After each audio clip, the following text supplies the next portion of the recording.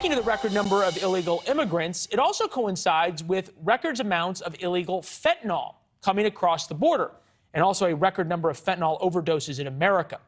On average, 196 people per day. That's the equivalent of a large passenger plane crashing every day in America. And it's not just junkies. Many of the deaths are young adults, high schoolers, people just over the age of 18, 24-year-olds, trying illegal drugs for the first time and dying because of fentanyl. And they often don't know they are taking fentanyl. Drug dealers make and cut pills to look like candy. They sell it as Vicodin or Adderall or Xanax and include fentanyl just for a little extra punch, also for extra addictive qualities. But consider a pill that looks like 100 milligram aspirin. Just 2 milligrams of fentanyl mixed in. 2 milligrams of a 100 milligram pill can kill a new user. The problem is particularly bad in Volusia County, Florida, where fentanyl deaths have skyrocketed during the pandemic and continue.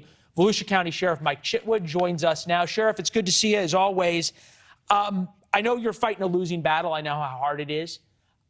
Is it possible to fix this problem at a local level, or do you have to have the federal help to stop it? No. And by the way, Merry Christmas to you and your family. And Sure. thank you for having me here.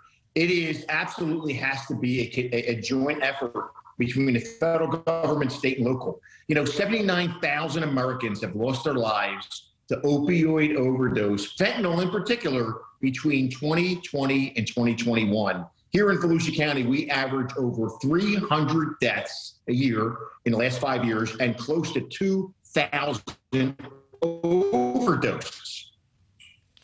We're having a little bit of trouble with your microphone. I'll just say something while we see if we can't get the connection. We understand that you're now back. So I'm just going to ask this.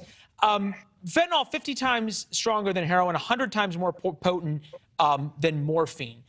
The obvious thought, right, to a lot of folks when they hear about fentanyl, even though fentanyl now kills more young adults than guns do, it's the leading cause of death.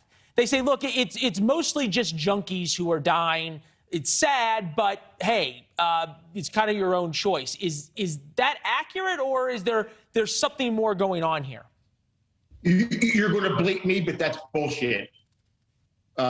We recently seized a pill press in Deltona, Florida, where they were pressing pills. It could be Viagra, it could be Adderall, it could be any kind of pill that any kind of kid might want to try. And they're dying from an overdose. We just had an officer in Tavares, Florida, during a car stop, wore gloves, did the whole 9 yards, and ingested powder fentanyl and almost died.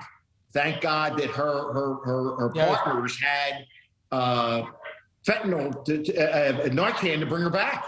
Yeah, no, it's incredible how powerful it is. Last question for you. And you and I have talked about this before, but this is the 10th anniversary of Sandy Hook. There is White House ceremonies. There is an enormous amount of pressure and discussion about guns and gun violence in America. Fentanyl's killing a lot more people than guns. Why is there so much more focus on guns when, as you point out, fentanyl is killing more people and killing people who are conceivably just as innocent? It's politically expedient. Everybody's making the border this political football. And I've been there twice, and I've watched what goes on. God bless those border agents. It is coming across in droves. I mean, we have seized more fentanyl and served more search warrants in the past year seizing fentanyl than previous years. Almost double or triple the warrants that we're getting. Everything is laced with fentanyl, whether it be candy, whether it's Adderall, whether it's heroin, cocaine, methamphetamine. They are lacing everything with fentanyl. And Leland, I'll leave you with this. If a drug lab in Mexico, where all of our enemies are supplying the stuff for fentanyl, were to attack a football game or a baseball game, we would bomb the hell out of it. Yeah. But yet we allow these super drug labs to exist. You are saying what we've been saying for a while now, which is if you don't treat the drug cartels like the terrorist organizations they are, in this is war, you're never going to solve the problem.